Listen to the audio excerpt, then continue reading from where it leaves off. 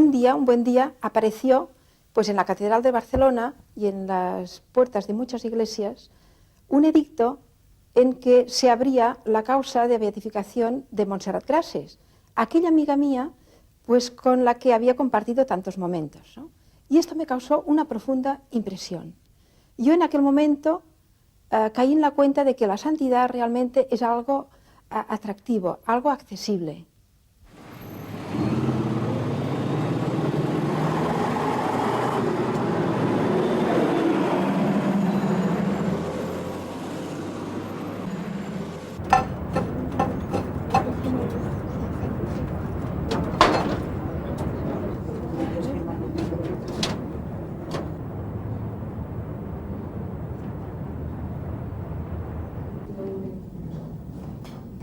El 16 de junio de 1994 se retiraron los restos mortales de Montserrat Grases García del cementerio de Montjuïc.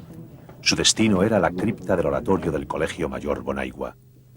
Las personas que acudían a orar a la tumba de Montse Grases encontraron así un lugar mejor para el recogimiento. Montse falleció por cáncer de hueso poco antes de cumplir los 18 años, en 1959. Inmediatamente después se extendió su fama de santidad. Los recordatorios de su muerte eran usados con devoción y al poco tiempo se imprimieron estampas y folletos informativos en los más diversos idiomas. En 1962 la Iglesia emprendió el proceso informativo para su beatificación y canonización.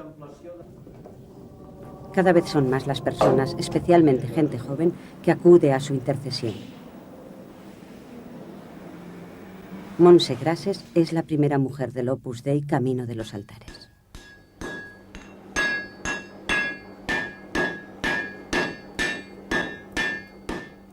La Guerra Civil Española ha concluido hace pocos meses. La vida social empieza a reconstruirse poco a poco. Tras pasar los años de la guerra en agosto de 1939, Manuel Grases y Manolita García pueden por fin casarse. Es una época dura, difícil, y en medio de ella nace una familia cristiana. En Madrid, otra familia, la del Opus Dei, consigue reunirse. Son apenas una docena de hombres que habían sido dispersados por la tormenta de la guerra. Con la única base material de una residencia de estudiantes destrozada por los combates, reemprenden su labor apostólica. Manuel y Manolita se instalan en el número 183 de la calle París de Barcelona.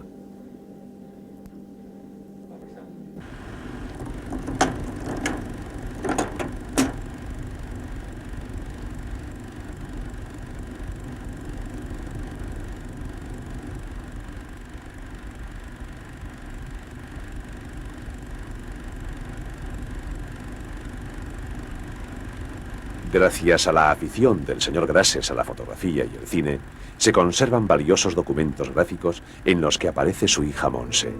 Él recuerda así aquellos años. Estuvimos convencidos de que coincidíamos en todo y que estábamos dispuestos a formar una familia cristiana, lo mejor posible, y aceptar los hijos que Dios nos mandara. Pues ya la pedí en matrimonio, me dijo que sí. Y acabada nuestra guerra, pues nos casamos inmediatamente. Y ya, pues una vez nacido el primer hijo, se quedó embarazada nuevamente y de este embarazo nació Montse, que sí sucesivamente hasta el 9º hijo nuestro, Rafa. Cuando Montse tenía año y medio, enfermó de un asma bronquial que por mal tratamiento degeneró en una bronquiolitis. Dios quiso que superara la enfermedad. Los médicos aconsejaron que nos trasladáramos aquel verano a un sitio sano, un ambiente ya de cierta altura y seco. Y entonces decidimos ir a Seva.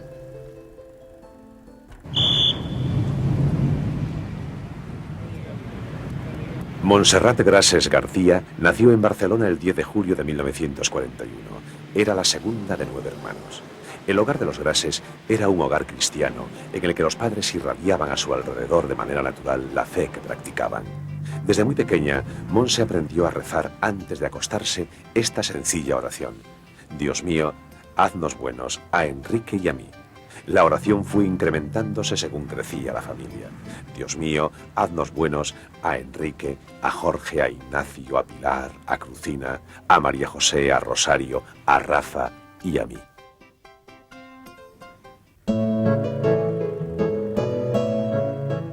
Montse, al crecer, se le fue desarrollando un carácter espontáneo, decidido, a veces sereno, a veces no tanto, pero sobre todo muy equilibrado. A veces pedía la paciencia, pero en general siempre era así, muy equilibrada. Y siempre, desde luego, siendo muy alegre. A Montse le gustaban todos los deportes, era deportista por naturaleza. La infancia de Montse transcurre sin especiales problemas. Salvo las enfermedades, Montse vive sus primeros años feliz, en un ambiente alegre y de gran confianza. Todos los recuerdos de esa época son sencillos y entrañables, propios de cualquier familia cristiana de clase media. Un día Montse llegó a casa y preguntó a su madre cuál era el significado de la expresión «Bendito es el fruto de tu vientre» del Ave María. En el colegio unas niñas se habían sorprendido de las explicaciones que les dieron de esta expresión y Montse era la única que tenía la suficiente confianza con su madre como para aclararlo. Como siempre, con naturalidad, Manolita se lo explicó y aprovechó para hablarle también del origen de la vida. Ambas quedaron de acuerdo en que siempre que surgiese una duda, volverían a charlar.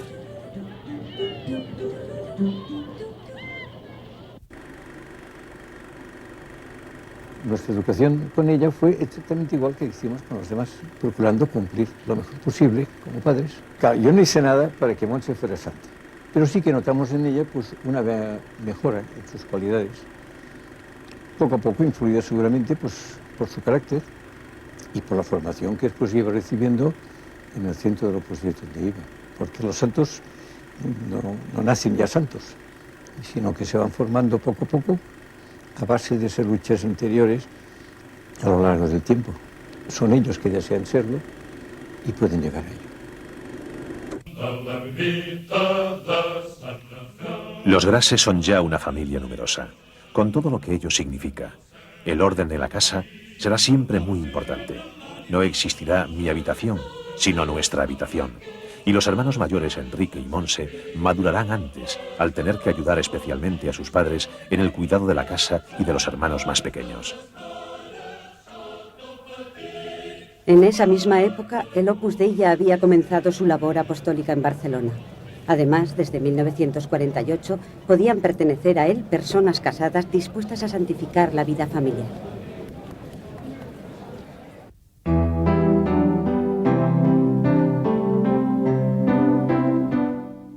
En 1946, Montse comienza su etapa escolar en el Colegio de Jesús María de San Gervasio. 4 años más tarde, sus padres se ven obligados a matricularla en el internado del colegio, ya que una de sus hermanas cae enferma de poliomielitis y necesita tranquilidad en casa. Sus hermanos Enrique y Jorge son internados en el Colegio La Salle. La época escolar es una etapa muy feliz para Montse. Su carácter alegre y vital le facilitó encontrarse muy a gusto en el colegio, incluso durante el curso que pasó allí como interna. En octubre del 51, los padres de Montse deciden enviarla al Colegio de las Damas Negras. Estaba más cerca de casa y podía ir caminando. La niña sintió mucho aquel cambio, no porque estuviese a disgusto en las Damas Negras, sino porque era muy feliz en el Jesús María. Nunca les hizo a sus padres la más mínima manifestación de desagrado por este cambio. Comienza así a formarse un importante rasgo de su carácter. Al finalizar segundo de bachillerato, Montse obtiene sobresaliente en música y formación familiar. En las demás asignaturas sus notas oscilan entre notable y aprobado, salvo en literatura, donde tendrá que recurrir a septiembre. A las materias propias del colegio, Montse añade estudios de solfeo y piano que ese año termina con sendos sobresalientes y una distinción especial. Una actividad que organizan algunas profesoras de las Damas Negras entusiasma a Montse: la catequesis en un suburbio de Barcelona. Montse acude muchos domingos con juguetes, libros y golosinas para las niñas.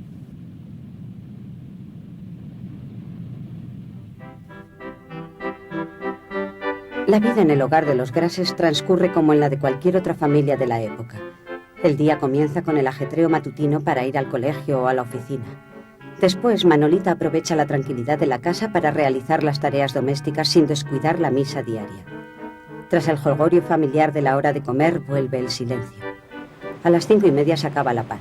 Merienda, deberes, juegos, risas, cenas, rezos y a dormir. Solo entonces Manuel y Manolita disfrutan de un momento tranquilo para intercambiar impresiones sobre el día. Por entonces instituyen lo que ellos llaman el Consejo Familiar, reunión en la que los hermanos mayores y los padres cambian opiniones sobre algunos aspectos del funcionamiento de la casa. Es en esta época cuando se produce la quiebra del almacén de maquinaria de Manuel Grases. Esta crisis llevará a Manolita a tener que prescindir de la ayuda de una persona para las tareas domésticas.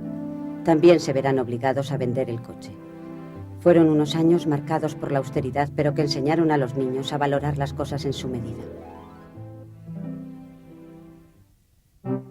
Por aquellos años, un grupo de mujeres jóvenes se traslada a vivir a un piso en la calle Muntaner, muy cerca de la plaza de Adriano. Es el nacimiento de Yar, un centro llevado por mujeres del Opus Dei que ofrecía diversas actividades para chicas jóvenes. Pepa Castelló nos habla de esa época desde su residencia en Italia, donde vive hace décadas. Y era un pisito pequeño, porque era al inicio, a los principios de Barcelona, ¿no? Y allí venían muchas chicas también para la formación espiritual que el Opus Dei da. Íbamos muchas chicas allá, que era un piso en la calle Montaner muy pequeño, y íbamos fundamentalmente a recibir medios de formación que daba el Opus Dei allí. Como era un sitio muy pequeño, pues las pocas habitaciones que existían siempre estaban llenísimas, el oratorio se usaba para muchas actividades, meditaciones, distintos grupos. La vida de Yar en estos comienzos no es fácil, y estas mujeres que empiezan la labor del Opus Dei en Barcelona pasan muchas penurias, si bien las chicas que acuden por allí no advierten todas las dificultades. Bueno, pensábamos hacer un regalo, de que les iría bien. Y dice, ¿sabes qué? Una cesta de Navidad lo que nos iría bien. Y vam pensar, pues molt bé, per Nadal, de torrón, champán y tal. Dice, pero iremos a comprarla juntas. Y entonces nos dijimos a las leonesas y decía, tantos de arroz, tantas judías, chocolate, galletas. No era la típica cesta de Navidad, sino era por haber la despensa de elementos de lo más, vamos, imaginaos lo que es, ¿no? Los Grases sienten cada vez más profundas sus raíces cristianas. Por eso, cuando Manuel conoce el Opus Dei, se siente atraído por esa forma de vivir la vocación cristiana. Al poco tiempo, Manuel Grases pide la admisión como miembro supernumerario de esta institución de la Iglesia. Lo que Manuel cuenta a Manolita empuja a esta a tratar con algunas mujeres del Opus Dei y a asistir a un retiro espiritual. Más tarde, también Manolita solicitará formar parte de la obra.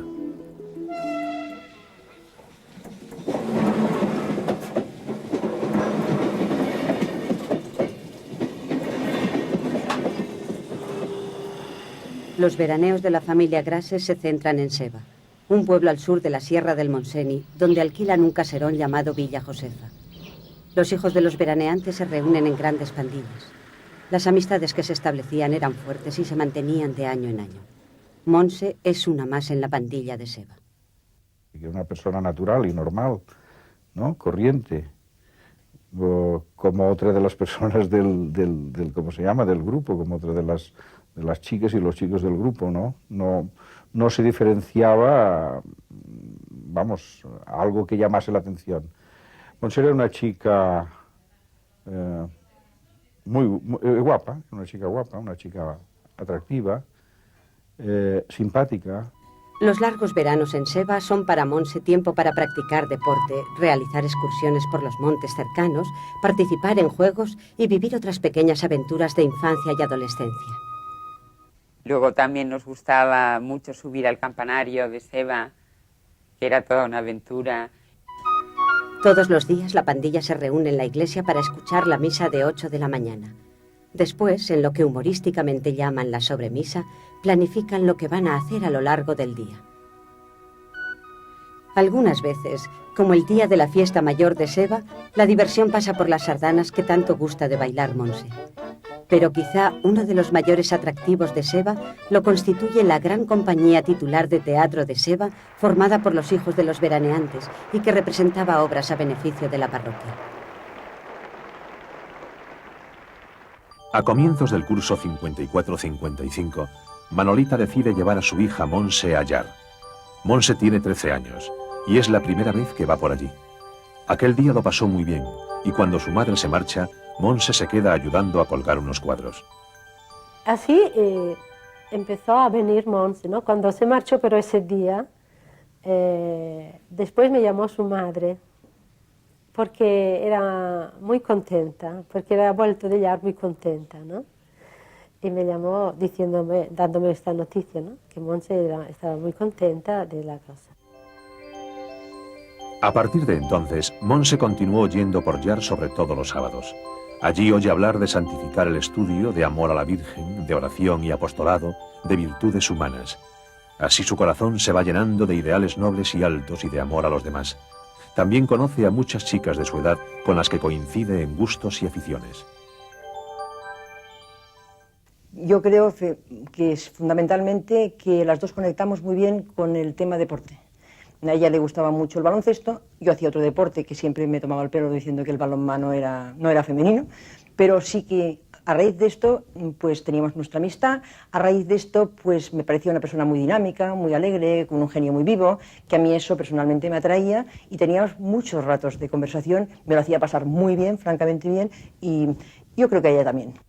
A los pocos meses de comenzar a jugar en el equipo de tenis del Club Arcino, se le diagnosticó una enfermedad del duodeno que le obliga a dejar este deporte.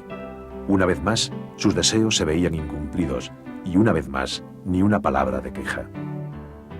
Una de las noticias que mayor alegría produjo a Montse fue la decisión de su hermano Enrique de ser sacerdote.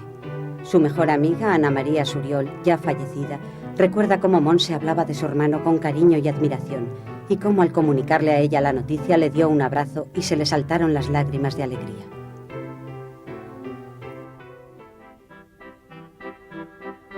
En noviembre de 1956, Montse decidió asistir a un curso de retiro en Casteldaura, centro de retiros y convivencias del Opus Dei. Ya antes le habían propuesto acudir a alguno, idea que Montse había rechazado. Para Montse, esta experiencia supuso un fuerte impulso espiritual. Me decía, reza, no acordabas, pidiendo pues, a la Virgen que venga fulanita a la meditación, o reza al custodio para que venga pronto el tranvía. O sea, a mí me llamó la atención que recurría a medios sobrenaturales con muchísima frecuencia. A mí siempre me quedaba sorprendida diciendo, ay, es verdad, tienes razón, vamos a rezar. Poco a poco, sintió más de cerca la labor de la obra hasta el punto de que sus amigas le preguntaban si no tendría vocación, a lo que ella siempre respondía de forma negativa. Al año siguiente, con 16 años, Montse acude a su segundo curso de retiro.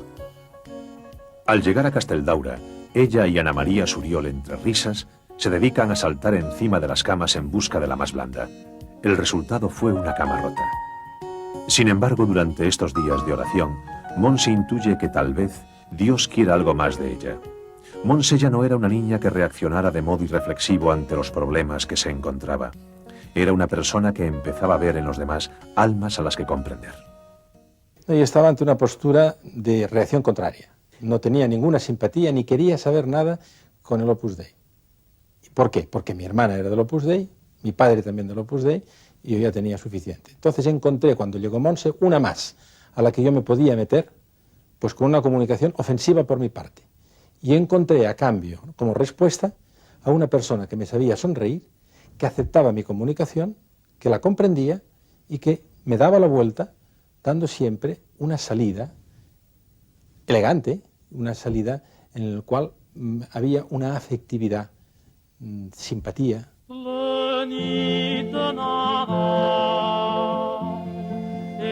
Se acerca la Navidad y en Llar todos son preparativos. Lía Vila, la directora ya fallecida, intenta poner un poco de orden en todo este bullicio, pero Montse tiene una inquietud. Sabe que toda vocación supone abandonarse en las manos de Dios y que esta generosa decisión ha de estar acompañada de la oración propia y de la de los demás. Así lo comentaba con algunas de sus más íntimas amigas.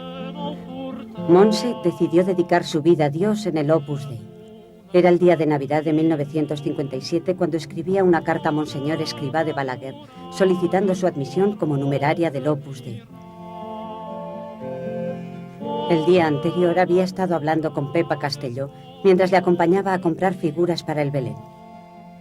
Que yo antes hice rezar mucho a todas las personas, para que se decidiese, porque realmente ya eran 3 años que se estaba formando y que estaba siguiendo todo un plan de vida y que se estaba empeñando realmente en hacer apostolado y en crecer más en amor de Dios, ¿no? Y entonces, ese día, dijimos, hoy es el día que, ¿no? Y así fue, ¿no? Cuando volvimos de comprar todas las figuritas, de ponerlas, llegamos y entró allá a Lía, que era la directora, ¿no? Y le pidió que quería ser de la obra, ¿no? Aquella fue la Navidad más gozosa de su vida. En la Navidad, cuando Dios se nos entrega por amor, ella se había entregado libremente también por amor a Dios. Cuando sus padres le dijeron que ellos también eran del Opus Dei, Montse se llevó una alegría aún mayor. Sus padres antes no le habían dicho nada para no interferir ni presionarla en una decisión tan personal y trascendente. La vida prosiguió su ritmo normal. Aquel año Montse se había matriculado en la Escuela Profesional de la Mujer. Quería ser enfermera, pero le faltaban 2 años para poder iniciar esos estudios. Además seguía acudiendo a las clases de piano. En la escuela, como era popularmente conocida en Barcelona, Montse estudió dibujo, corte, confección, formación doméstica y estudios artísticos. La vida continuaba su marcha habitual, pero ahora Montse intentaba mejorar su vida cristiana y se esforzaba por encontrar y tratar a Dios en sus ocupaciones de todos los días. Quería aprovechar los deberes habituales y las cosas pequeñas de cada jornada para mantener un diálogo continuo con el Señor, buscando ocasiones inéditas de manifestar que cree y ama, haciendo a Dios presente en sus estudios, en sus diversiones, en su vida familiar, en sus amistades. Como decía el fundador del Opus Dei, si sabemos responder a la llamada, nuestra vida es ordinaria y extraordinaria a la vez, porque el gran milagro, la gran cosa extraordinaria, es nuestra vida ordinaria.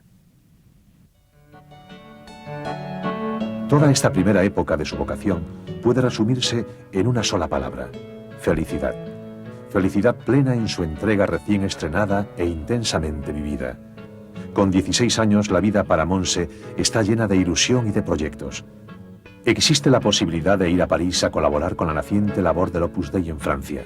En febrero, Montse escribe al fundador del Opus Dei: no se puede imaginar, padre, lo contentísima que estoy y lo feliz que soy. En enero de 1958, Montse siente unos dolores en su pierna izquierda.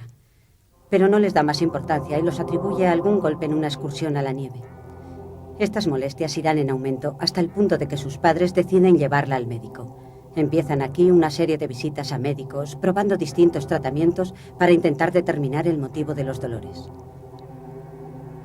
Pero Montse no mejora con ninguno de los tratamientos que se prueban. Ni Montse ni sus padres sospechan todavía el alcance de la enfermedad. Sigue yendo a clases en la Escuela Profesional de la Mujer, acudiendo a Yar, y en Semana Santa toda la familia viaja a Seba.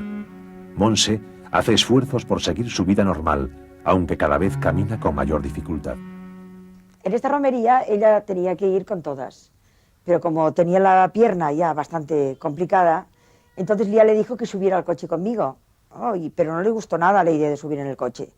Y entonces dijo, no, yo quiero ir a pie, porque yo no estoy lisiada. Inmediatamente que lo dijo, se dio cuenta que yo podía haberme sentido herida. Y subió al coche y me dijo, perdona Rosa, yo no tenía que haberte dicho esto para nada, porque los lisiados muchas veces no es por fuera, sino por dentro, que dicen cosas desagradables. Y a continuación estuvo teniendo continuamente detalles de cariño conmigo. Los análisis y las pruebas continúan hasta que en junio los médicos determinan la enfermedad de que se trata. En la pierna de Montse han encontrado una masa tumoral de considerable tamaño. Ya no hay dudas. El diagnóstico no tiene posibilidad de error. A Montse se le diagnosticó un sarcoma de Ewing después de haber presentado un tiempo molestias, dolores en la rodilla. Este tumor era en aquel momento el más maligno de los tumores óseos en los niños. El sarcoma de Ewing, un tumor propio de los niños y de los adolescentes. En aquel momento el pronóstico era tan infausto que difícilmente los niños afectos de este tumor sobrevivían un año o algo más después de hecho el diagnóstico. Entonces, pues Manuel, mi marido, pues se lo explicó muy concreto, muy claro, sin disfrazar las palabras en absoluto. O sea, ella tenía un sarcoma de Ewing. Yo no sé si le dijo exactamente esto, pero le dijo, se dio cuenta que tenía un cáncer. Entonces, pues se quedó unos momentos así parada y dijo, ¿y si me cortaran la pierna? Bueno, entonces Manuel dijo que ya había habido una consulta sobre ese particular, pero que, pues que no, pues una cosa que no podía ser, que se habían considerado bajo todos los aspectos y que no era conveniente, con lo cual no había esa posibilidad. Entonces ella hizo un gesto, muy, como diciendo, pues qué lástima, o no sé, un mohín, hizo un mohín nada más, muy gracioso me pareció a mí, pobrina, porque después de decir una cosa así, pues resultaba tremendo aquello, ¿no? Pero ella hizo un mohín, como digo, un gesto, como que decía qué mala suerte, algo así, y tal, salió del cuarto de baño, se vino para la habitación, se arrodilló a los pies de esta Virgen que tenemos aquí de Montserrat, y yo no la seguí, o sea que yo esto vi que lo hacía, me quedé con mi marido, y entonces me di cuenta que se metía en la cama. Entonces yo le dije a Manuel, mira, voy con ella porque me parece imposible que después de una cosa así, pues ella sencillamente eso se pusiese a dormir. Y entonces me vine, estaba aquí ella, y la empujé un poquito para que me hiciera sitio, y me dice, ¿qué haces, mamá? Digo, pues voy a dormir contigo. Y dice, ¡ay, qué suerte! Pero así, en este tono, así jovial, ¿no? Y bueno, me metí con ella en la cama, apoyó la cabeza aquí, y al cabo de unos instantes, le oí que respiraba profundamente. Y me di cuenta que se había dormido. Me cercioré de que se había dormido, me quité de ella, la coloqué bien, me marché, y esto fue todo. Todo no, porque yo luego supe que ella, al arrodillarse delante de la Virgen de Montserrat, había dicho, lo que tú quieras. Pues como un día más, digo, Monse. Entonces cuando llegó, recuerdo que le dijo, Lía, cuando puedas, quiero hablar un momento contigo. Sin más. Lía estaba ocupada con otras personas y fue transcurriendo la mañana, ¿no? Y hacia el final de la mañana, Lía le dijo a Monse, ay, Monse, que sé que me querías decir algo. Entonces dice, sí, es que te quería decir que ayer ya mis padres me dijeron lo que tenía y yo no oí más. Pero realmente me quedé bastante impresionada de pensar, hombre, que a mí me parece que lo más normal es haber llegado diciendo, oye, que es que mis padres me han dicho que tengo un cáncer. No, sencillamente le dijo, cuando puedas, pues quiero hablar contigo, ¿no? Durante el mes de julio, se sometió a 30 sesiones de radioterapia. Monse era consciente de lo que el Señor le pedía. Para estar más tranquila, decidió dejar de pedir por su salud y empezó a pedir simplemente que se cumpliese la voluntad de Dios. Fue como un segundo acto de entrega y de amor a Dios. La aceptación del dolor dota a Monse de una gran serenidad y madurez en su comportamiento. Acudió aquel verano por última vez a Seva, donde la vida se desarrolló como todos los demás veranos. Incluso participó en la tradicional obra de teatro que la pandilla representaba a beneficio de la parroquia, aunque sus amigos adivinaban que aquel sería probablemente su último verano. Yo, eso sí que me acuerdo que por la fiesta mayor del verano antes, subí con Monse al campanario el día de la fiesta mayor para ver las sardanas desde allá, que nos gustaba mucho. Y estuvimos en silencio todo el rato, o sea, yo también pensaba que quizá era la última vez, o sea, que subía en tal ocasión y bueno, ella no dijo nada, ni yo tampoco. De vuelta a Barcelona, Monse se matricula de nuevo en la Escuela Profesional de la Mujer, en un curso que sabía no iba a terminar. Quería continuar porque su vocación la llevaba a santificar el trabajo y a no abandonarse en la apatía o la desesperanza. Pero la enfermedad sigue su curso. Monse encuentra muchas dificultades para desplazarse. Ya no puede ir andando de su casa a Llar y necesita el tranvía o en situaciones excepcionales el taxi, pues quiere ocasionar los mínimos gastos posibles a sus padres. Una de las veces, yo entonces conducía una moto con un sidecar y subía por la calle Aribao o por la calle Balmes. Y una de las veces la encontré en la parada del autobús. Suponía, por la hora que era, es que iba a ir allá, igual que iba yo, a la escuela. Y le dije, Monse, ¿quieres subir? Y con mucha gracia me dijo, yo sí quiero subir, la que no sé si querrá subir es esta pierna. Y enseñando la pierna, realmente la tenía ya muy hinchada. Y le costó mucho trabajo a Monse meterse en el sidecar. A ver quién llega primero. Y subíamos los 6 pisos andando. Y recuerdo una vez que al abrir la puerta de Llar, apareció Monse con aquella sonrisa que llegaba. Y llegaba después de haber subido andando con la pierna muy hinchada. ¿Por qué lo hacía? Monse lo hacía para llegar primero. Monse aprovechaba aquella oportunidad que le daban las escaleras, quizá, para ofrecerlo por sus amigas, para acercar sus amigas a Dios. En noviembre, Monse recibe una gran alegría. Surge la posibilidad de viajar a Roma, centro de la cristiandad, donde también podrá conocer al fundador del Opus Dei. Sus padres hacen los preparativos con rapidez. Monse pasará en Roma una semana. A su llegada lo primero que hace es visitar la Basílica de San Pedro, donde reza un credo. Al día siguiente se encuentra con Monseñor Escrivá de Balaguer. Me impresionó ver cómo inmediatamente el padre dio un tono sobrenatural a la conversación. Le dijo enseguida a Monse que tenía que aceptar la voluntad de Dios, pero que él quería que pidiese la curación, si esa era la voluntad de Dios también. Y añadió que ofreciese todos los dolores y los sufrimientos por las almas. Tú le dices, ¿cómo estás? Bien, ¿no? No hablaba nunca de los dolores. Solamente una vez me acuerdo que Encarnita Ortega le preguntó, oye, Monse, pero ¿a ti te hace mal la rodilla? ¿Qué dolores tienes?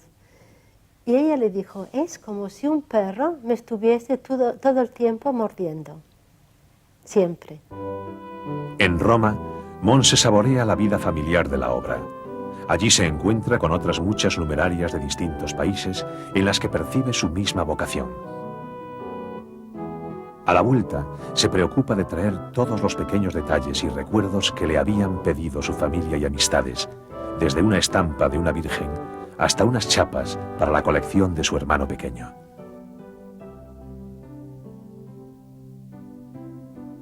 Yo la trataba con mucha naturalidad y espontaneidad, que esto a ella le gustaba mucho, pues porque no me sabía que tenía un cáncer, pero claro, cuando ella volvió de Roma, ese momento que yo le abrí la puerta, yo ya lo sabía, entonces esa naturalidad se me cortó al abrir la puerta, digo, hombre, aquí, y me quedé así mirándola y rápidamente le miré en la pierna. Ella se dio cuenta perfectamente y quiso como cortar un poco ese hierro con mucha naturalidad y enseguida, bueno, pues me dijo, oye, ¿me acompañas a saludar al Señor?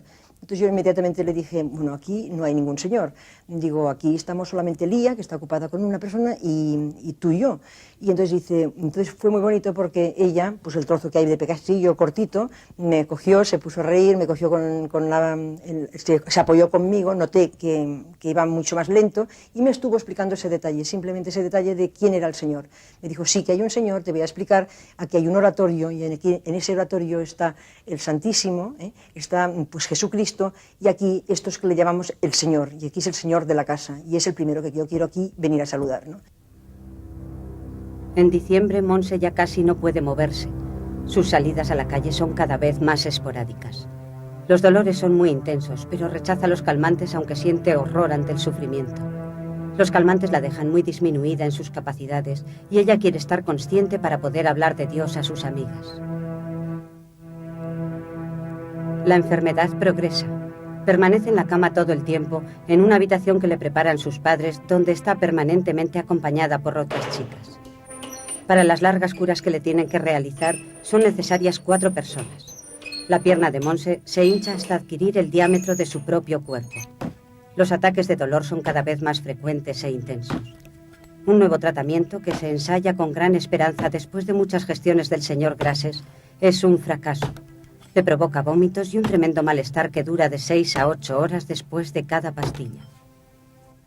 Sin embargo, Montse conseguía que las visitas transcurrieran en un ambiente agradable y que sus padecimientos no fuesen los protagonistas. Contagiaba alegría y serenidad desde su lecho. Montse maduraba interiormente a pasos agigantados por el camino del amor a Cristo en la cruz. Un día, en vista de que ella pues iba madurando tan deprisa y todo esto, a mí me parecía que un cambio así pues tampoco era muy normal. Y pensé, pues que tengo que hacerle la pregunta, se la tengo que hacer. Le dije, Montse, ¿tú eres la misma de siempre? Y ella se rió un poco y me contestó, sí, Rosa, yo soy la misma de siempre, pero siento la inminencia de la muerte. Y Montse pues sufrió muchísimo físicamente. Nada más apretaba los labios mientras yo la veía. Y la pierna le reventó. Y entonces ella me contestó algo que cuando yo llegué a mi casa lo apunté. Y entonces, ahora lo voy a leer, escuetamente como me lo dijo. Me dijo, mira Rosa, si sale una medicina nueva me la tomaré. Si me tienen que cortar la pierna me la cortarán. Y si el Señor quiere que me muera, me moriré.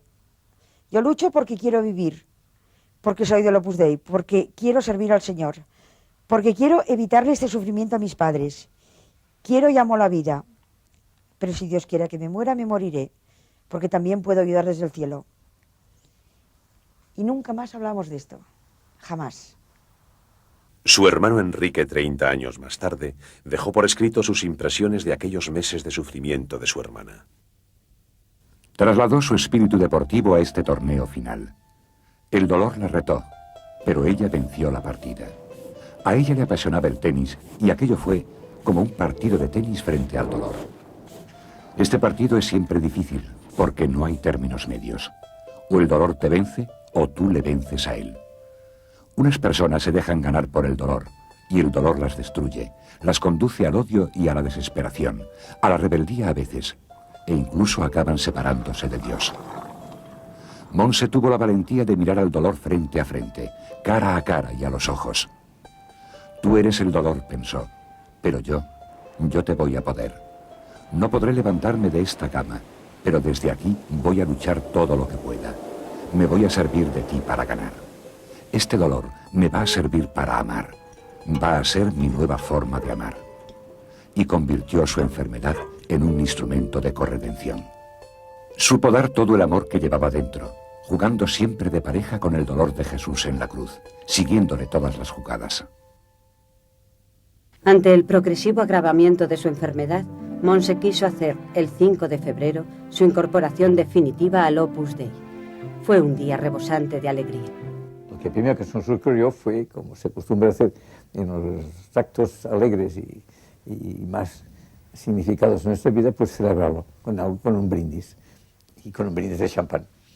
Pero no, lo que no se nos ocurrió es que al ir a buscar el champán yo no teníamos guardado desde hace muchos años, y sin darnos cuenta pues se nos había estropeado, con lo cual una vez abierta la botella y todos muy contentos, nos bebimos aquel champán sin darnos prácticamente cuenta de en qué estado estaba, porque realmente pues, Uno de los deseos mayores de Montse era que sus padres sufriesen lo menos posible.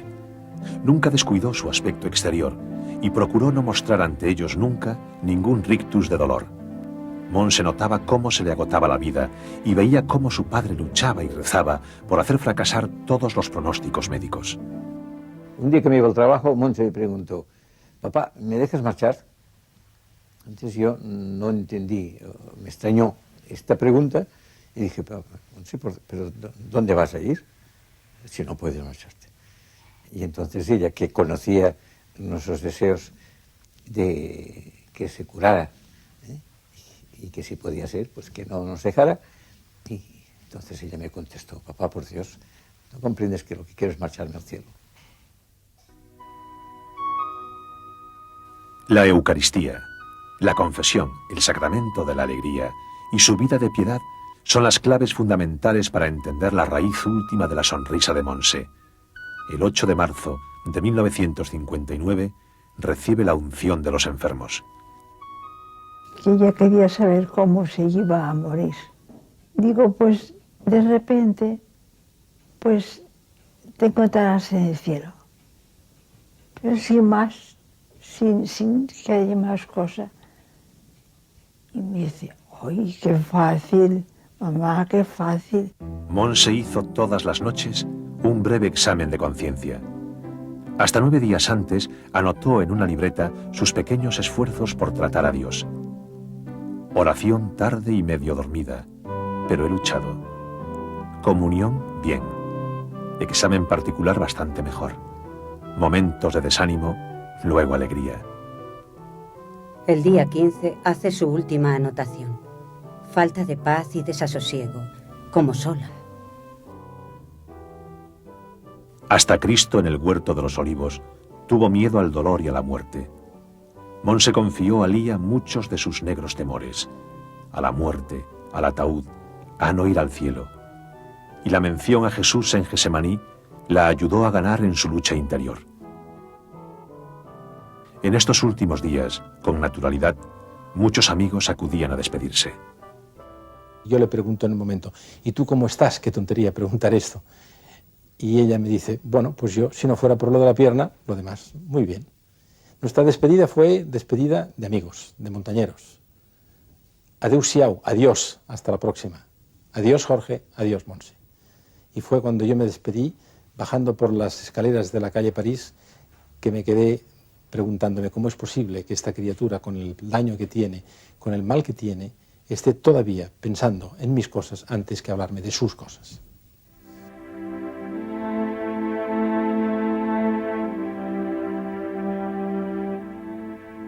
Cuando llegamos a la habitación, yo iba detrás de su padre, me encontré que su madre estaba un poco como sollozando, como ya, Monse ya se había muerto.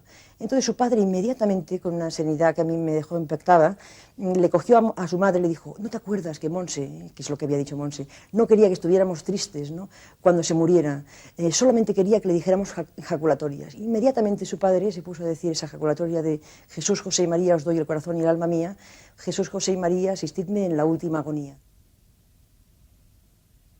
Yo inmediatamente le cogí el pulso, me di cuenta que efectivamente era así, y entonces pensé que ella había estado siempre muy enamorada, porque solamente todo lo que había pasado, solamente estando enamorada de Dios, se podía haber superado. Era el 26 de marzo de 1959.